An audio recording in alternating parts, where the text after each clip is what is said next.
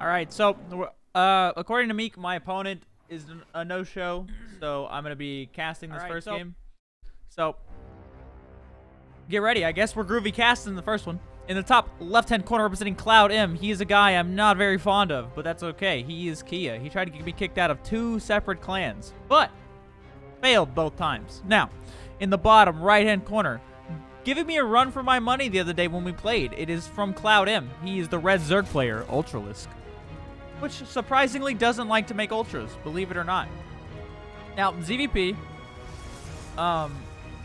the probe production, yeah, is kind of off. He canceled a probe just now for some reason. I like this Nexus animation at the top. That's kind of sick. Hell yeah, boys.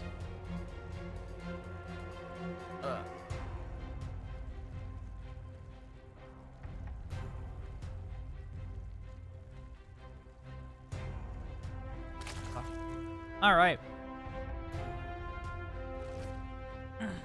Overlord going to be spotting out here for some cannons. Now, PvZ generally favors the person who goes air first. So, if you have a toss army late into the game with like Colossus, Storm, High Templar, if your opponent has like a Broodlord, Viper army, they're probably going to win. But if you go for the Sky Toss version and your opponent goes for something like Hydralisks, then you're probably going to lose.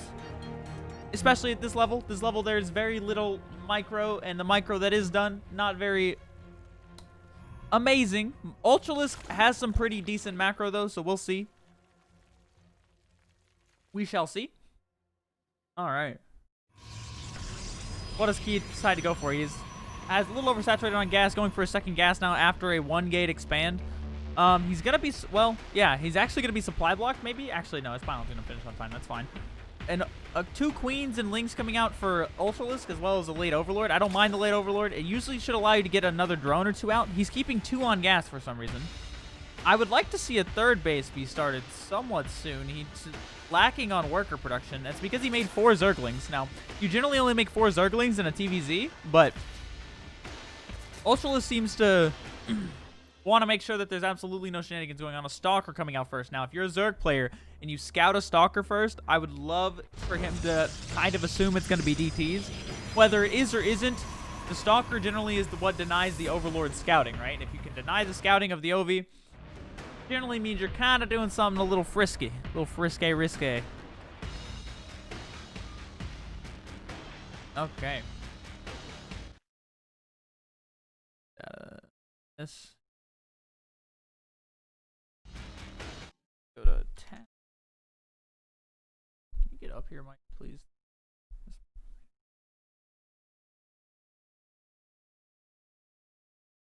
Okay. All right, Overlord gonna sees that these gases are not being taken. I would like KiiiiA to go and attack the OV. There he goes, finally. Ultralisk gonna be moving out of there swiftly on time. Sees that there's no gases, but the gas timing generally is around 4 minutes, so he kind of wanted to wait a little longer. So,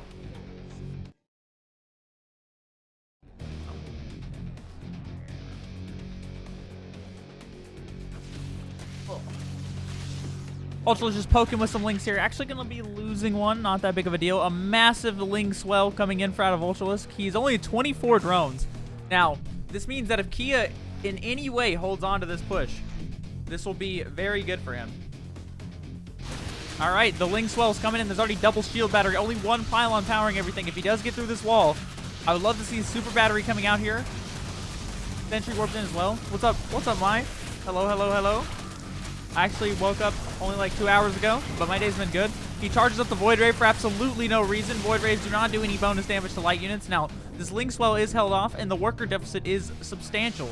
Now, more and more Zerglings coming in for Ultralisk. Yeah, I stayed up till like 5 a.m. playing Squadron Tower Defense with fucking Opium and trying to like theory craft builds. Felt like a 12-year-old again. Anyways, more links coming in. KiiiiA should not be... He should realize he doesn't need any more probes at this point. Like, and he also has double Void Ray out now, so he should be okay. Now, the Lings really need to get through this wall. Now, I would love to see him a super battery and heal the Cybernetics core. He really needs to use Giga Battery. You don't need to re-wall. You have plenty of energy. Giga Battery, man. Okay, Ling's working on this sentry. Sentry going to be throwing down a force field. Still going to die, though, so the second force field will not come down. Cybercore's going down. That means there are no more sentries and no more stalkers going to be coming out here. Gateway going to be going down as well, but the Zergling count is thinning out. Now, Ultralisk has been droning behind this. He's only 10 workers behind now, making 9 more, but it looks like KiiiiA is going to go for a massive 2-base all-in. Massive, massive, massive. So I'm playing in this tournament, but my opponent is a no-show. So I got asked to cast this first game between these guys. So I said, sure, why not? Why not?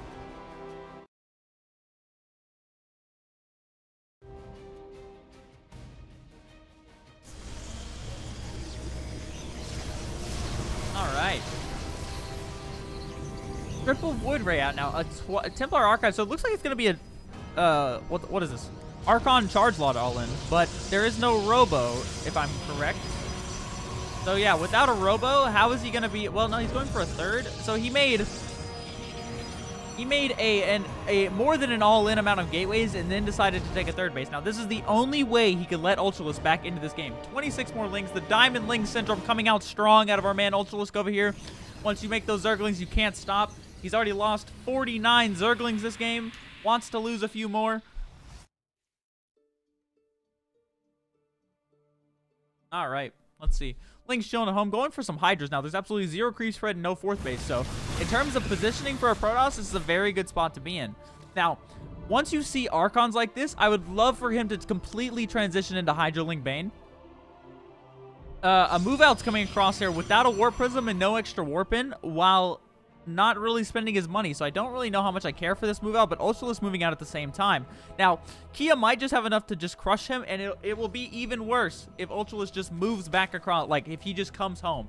The worst thing Ultralisk can do right now is come home. He needs to go kill this third base if he can. Oh, a hole in the wall. KiiiiA fucking up.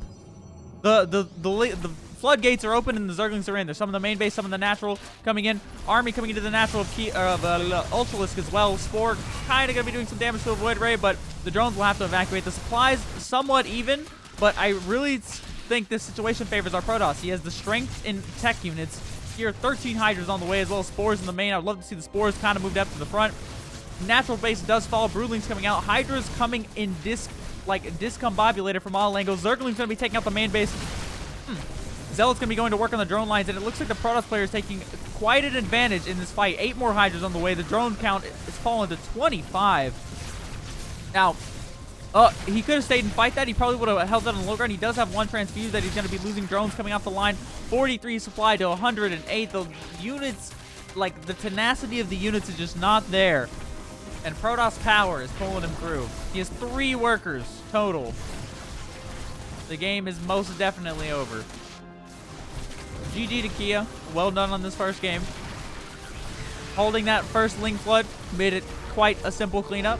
Ultralisk staying until the end, and KiiiiA taking game 1. GG. GG. GG. GG. GG. Alright.